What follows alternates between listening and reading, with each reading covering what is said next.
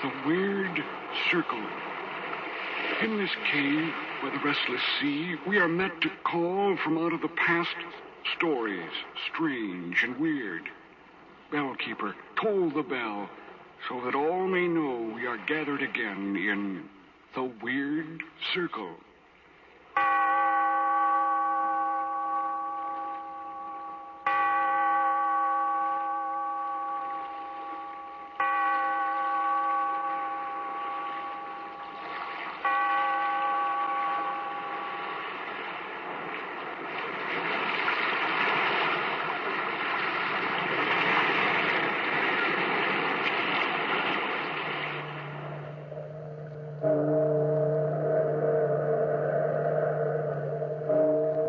Out of the past, phantoms of a world gone by, speak again the immortal tale, the Great Plague.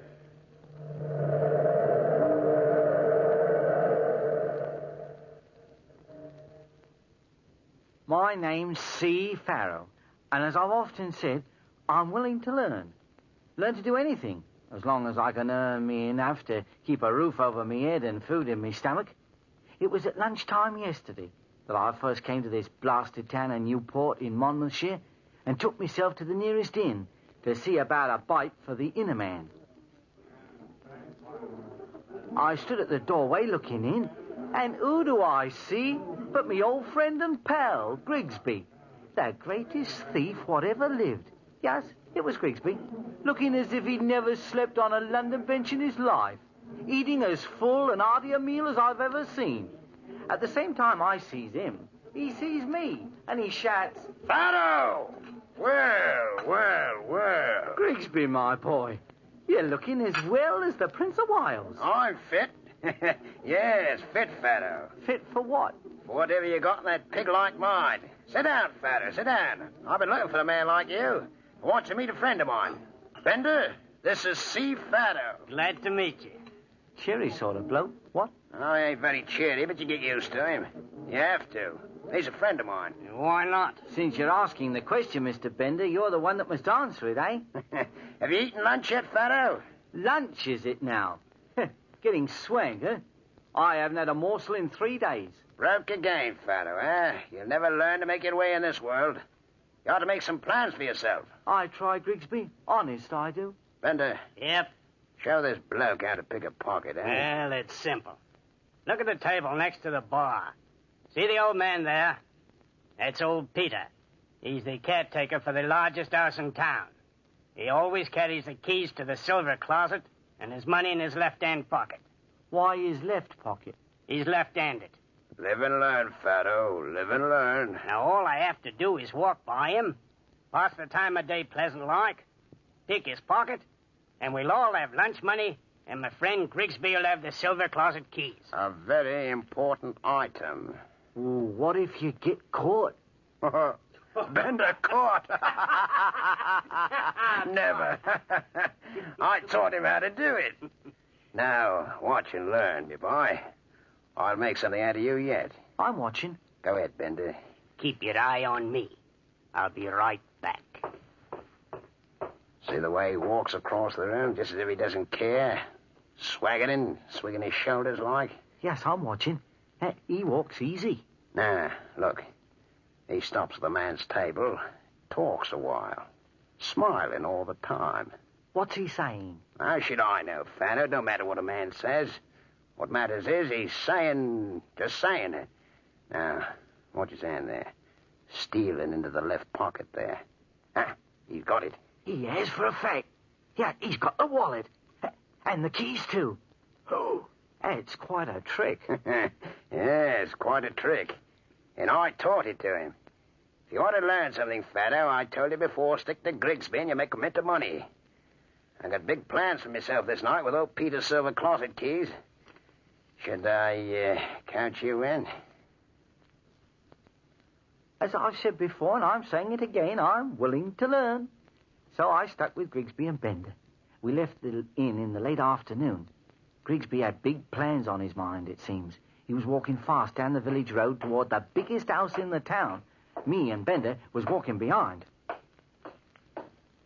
Come on, on, you two. Get a move on, will you? Can't walk faster than the legs will go.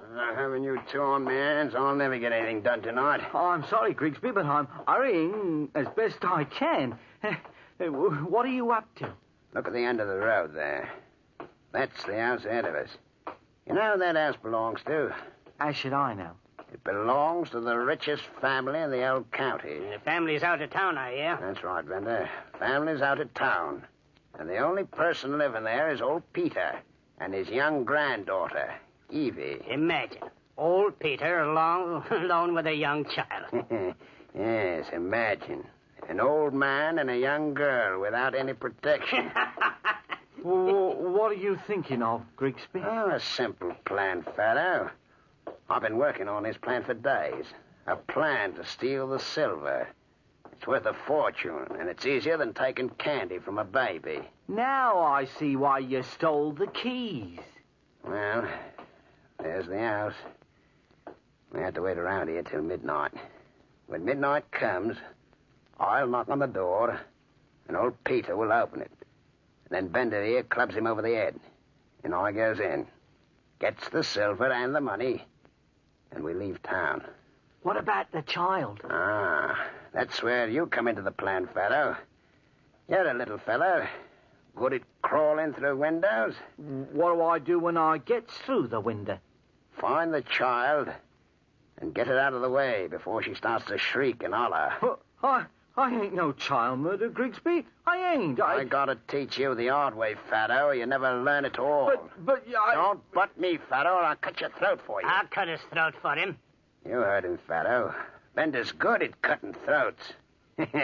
I taught him. But I got a wife and kid of me own. I can't go fighting little children. Use the knife, Bender. Good idea. No, wait a minute. Now, don't be hasty. I never was a man not to change my mind. Change his mind. So you'll change your mind, eh? I thought you'd come to my way of looking at it.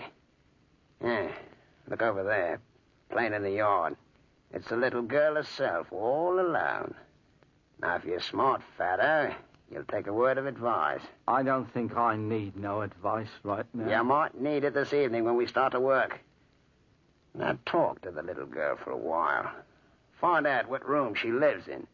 And you might even ask what kind of silver the family's hoarding. Oh, she's a pretty little thing. Look at her, playing by herself, nice as you please. Like a regular little lady. It's easier to kill a child than a grown-up. They die easy, fast. Go on, Bender, don't joke with the bloke. He's getting pale. Go on, Fatto. Are you going to talk to her, or do I have to convince you with me knife? I'll talk to her. We'll just sit over on the side of the road and watch you. I don't need no watching. We'll watch anyway. Just walk right up to her and speak. Hello, little girl. Who are you? Who am I? Why, I'm a friend of yours. Do you know my grandfather, old Peter? No, not personally, but I've heard of him. Do you know my name? Now, what is your name? Evie. I live in that house over there. It's a right nice house, Evie. Which room is your room? Don't you know? Should I? Of course, everybody knows Evie's room. Grandfather says it's 'cause it's a special safe room just for me. Guardian angels watch over me all the time. Of course. Where is your room? On the second floor in the back of the building right over the kitchen entrance. There's a special porch off my room. A porch? Yes. Now I told you about me. What about you? What's your name? My name's C. Farrow. C. Farrow? That's a funny name. Where do you live? Any place I can find for me to live. On the grass or in a haystack, in an alley, in a doorway of a shop. Is there a second floor for you to sleep on in all these places? I suppose so, Evie. I like you. Wish I could stay with you longer, but I can't. Well, where are you going? Home. My grandfather told me to come in promptly at 5 or I'll catch cold. He worries about me awful. He always does. Goodbye, C. Farrow. Goodbye, Evie. Bye. Bye. Bye. Goodbye. Bye. Goodbye, Evie. Goodbye.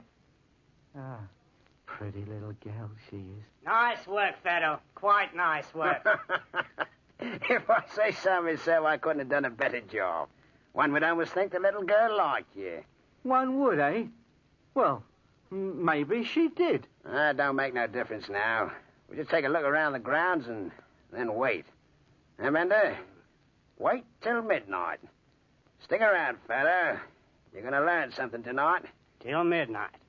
Might even get a few hours sleep. Grigsby led the way, and as I've said, I'm willing to learn. As we walked around the ground, I kept looking at the second floor, and my heart sunk. Child killing. It just ain't in my line. For an hour or so, Grigsby studied the land, and then he led us to a little grove on one side of the field, where we sat down to wait. Bender, the big fella, fell asleep. Grigsby kept one eye on me and one eye on the house, and all of a sudden, I realized it was starting to rain. But, rain or no rain, we just waited and waited until the church clock struck 12.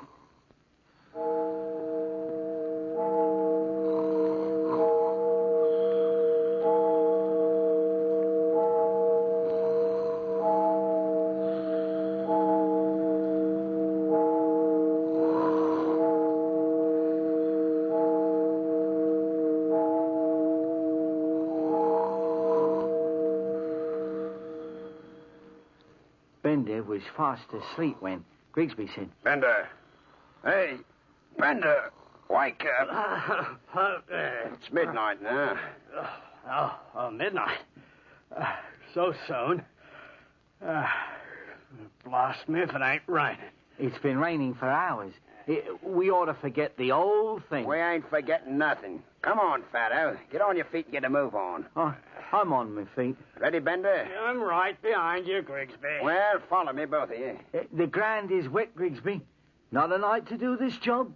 I'm superstitious about the rain. Shut up. Well, I am.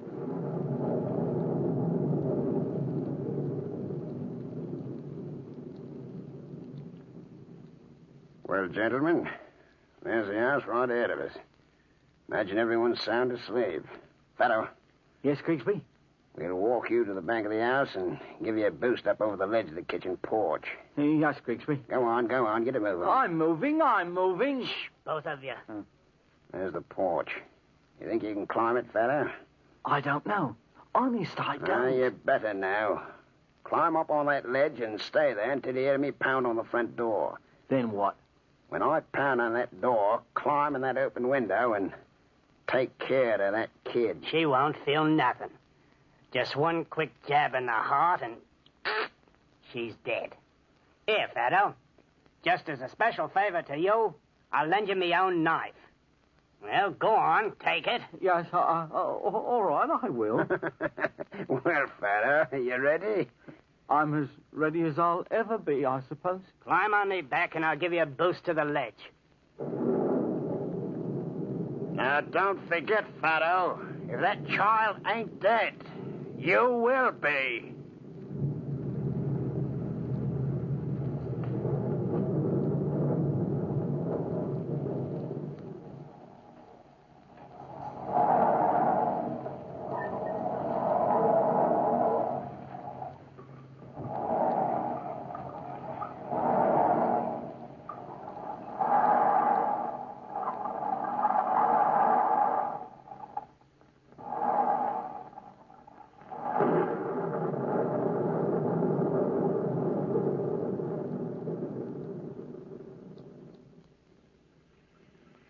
Bender kneeled down, and Grigsby helped me stand on the big man's back. I grasped one pole of the porch, which was just beneath the child's window, and then, pulling myself up inch by inch, I climbed from the ground to the roof of the porch. The pole was wet and slippery, and my fingers were cut by splinters when I reached the porch. Panting and breathless, I just crouches there, waiting. I see Grigsby and Bender walk slowly around to the front of the house. Then I noticed the window right in front of me eyes, with little white curtains blowing back and forth, and it brings a tear to my eye. Then I notice a little white bed inside the room, but the room's too dark and I can't see the child nowhere. It seems to me the whole world's quiet, and my breathing's as loud as an elephant's. When I hears... Open up, old man! Open up! I'm telling you to open up the door! Wake up, old Peter, wake up! Hey, you, old Peter, wake up before I pound the door down! Are you dead? Well, open up! He sleeps like a log. He's playing the fox, I'll guarantee, pretending to be asleep. Wait a minute. If you don't wake up, I'll smash the door! Gentlemen. Where is he, Grigsby? Up there in that window, right over your head. Oh, there you are, you dimwit. Come on down and open up this here door. Gentlemen, why do you come to wake up honest people at this hour of the night? Stop playing the game, old Peter. Your time has come. If you don't open up this door right away. My time? You mean to kill me? If you don't open up the door. Gentlemen, I'm afraid you're too late. A crueler fate than murder has taken the breath from my body. What are you talking about? You see, I'll open up the door, but you'll wish to heaven you'd never visited this house. I'll be right down. What's he talking about, Grigsby? I'm not quite sure, Bender. Not quite sure. I wonder how that fool Fato's done. Oh, he's done his job. I know Fato. I wonder how long he'll keep us waiting in this rain. If he don't answer soon, we'll break in the window on the side of the house. Oh, here he is. Come in. Come into the light where I can see you. Oh, woe unto you, gentlemen, for trespassing this house tonight.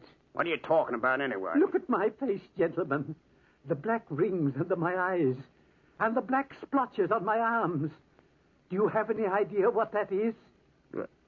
Black rings. Black splotches. Blimey, Grigsby. It's the plague.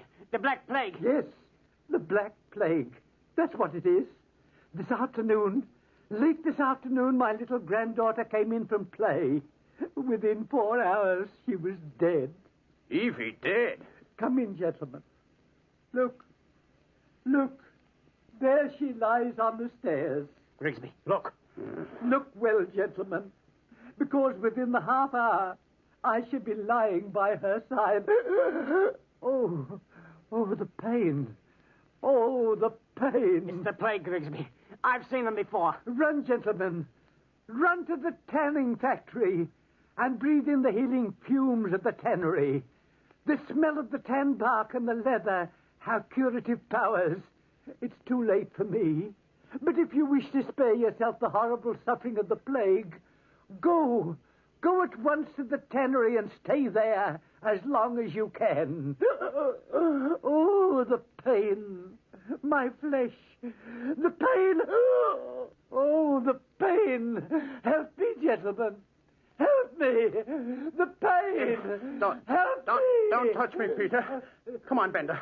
The tanner's factory. As fast as we can run. As fast as we can run. Where's Fato? I'm right behind you, Bender. I've heard. It's the Black Plague, and nothing can save us. Nothing but the air of the tannery. Let's get there. Hurry.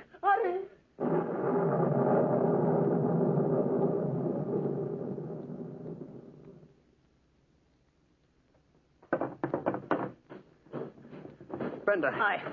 You sit here, next to me on this pile of tanning waste. Right. Fato? Yes. You sit next to him, and all breathe together now. Odd. 1, 2, 3. Are you sure the fumes from this tanning vat are good for the Black Plague?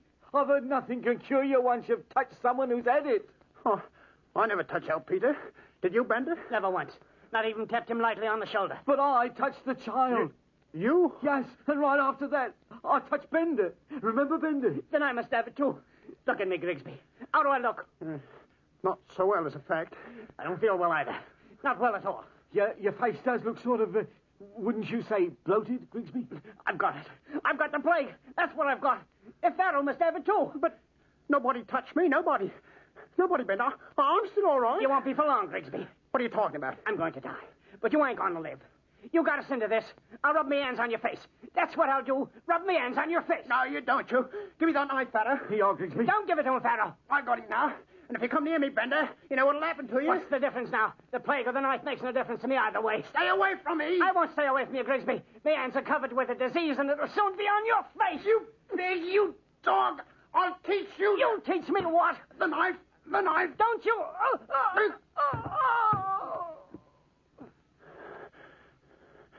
That'll take care of him for a long time to come. Oh, Bender's dead. And we'll be with him in a short time, Grigsby. Oh, the plague. The Black Plague. What can I do, fella? I don't know rightly, Grigsby. I'm just sitting here watching you, waiting to see. Maybe I'll learn something. The leather scraps. Maybe if I rub myself with the leather scraps. Maybe if I... Fella, I don't want to die. Not yet. I don't want to die. I'm the greatest thief that ever lived. Clever, too. Nobody ever beat Grigsby before, nobody. Nobody ever did before, Grigsby. Well, they ain't going to this time. No, they ain't. Well, maybe the Black Plague's got more power than you have. You can't fight the plague, Grigsby. Is me face turning black? I can't rightly tell yet. Me eyes. How do me eyes look? Red and swollen. Oh, any black rings around them? Oh, give it time. It takes time for the Black Plague to grow. Time.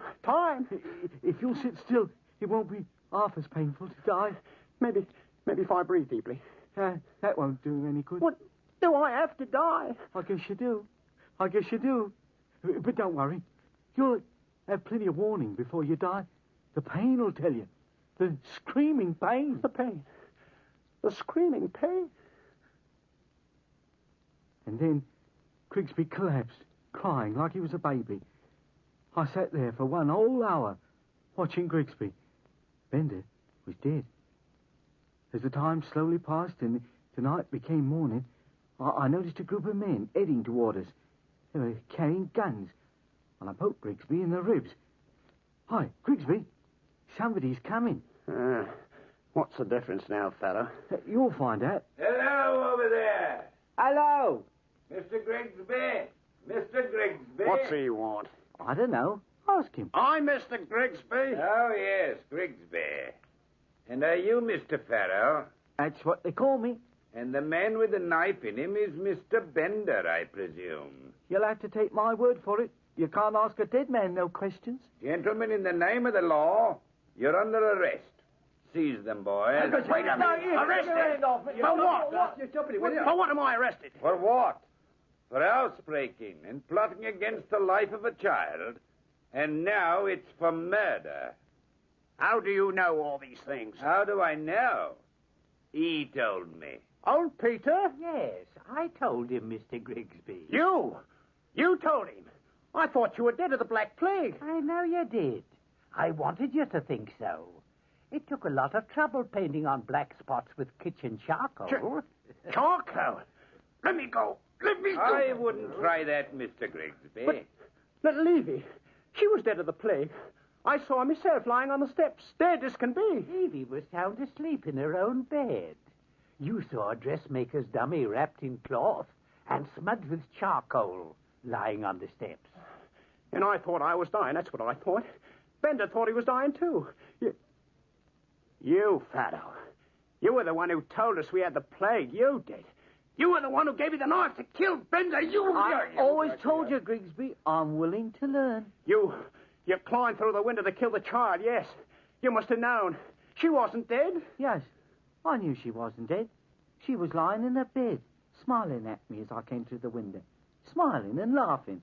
And she told me where to find her grandfather. Find him? Yes, find him. And the two of us got together and got an idea. An idea about the plague. Me knowing how afraid you always are of being sick. You double-crossed me, that's what. I promised I'd kill if you double-crossed me, and I... Yeah, come along, Grigsby, and you're under arrest. And you too, Farrow. Take them away, boys. Mr. Officer, don't take Mr. Farrow away. See, Farrow's my friend. I don't think there's any charge against Farrow, Mr. Officer. I'll kill Come on, Grigsby. There's a nice jail cell waiting for you. I'll get you for this someday, Farrow, that I will. Drag them away, boys, and don't waste any more time with him. Oh, Miss Evie. Yes, Mr. Officer. I have a special job for you. From now on, Mr. Farrow here is in your charge. Oh, thank you, Mr. Officer. I like C. Farrow. And I like you too, Evie. Grandpa, Grandpa, can we ask Mr. Farrell to my birthday party today? I don't see why not, Evie, child. I think he deserves a piece of birthday cake. Oh, well, blimey, if it hasn't been a long time since my mouth tasted birthday cake. What do you intend to do in this town, Mr. Farrell? Settle down here and get employment? I'll do anything, old Peter. Anything, as long as I've enough to keep a roof over my head and food in my stomach. If you've got any ideas, I'm willing to learn. I think I might have some ideas, Mr. Farrell. It's just possible that Evie and I both might.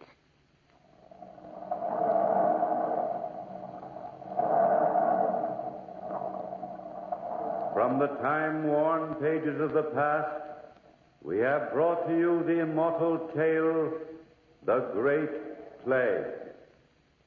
Bellkeeper, toll the bell.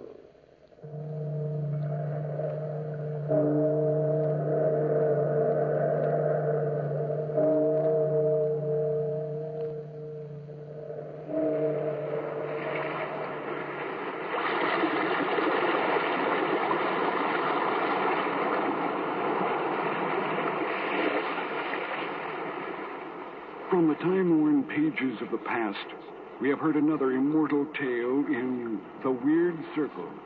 Bellkeeper, toll the bell. Be here in this lonely cave by the restless sea once again next time for another immortal tale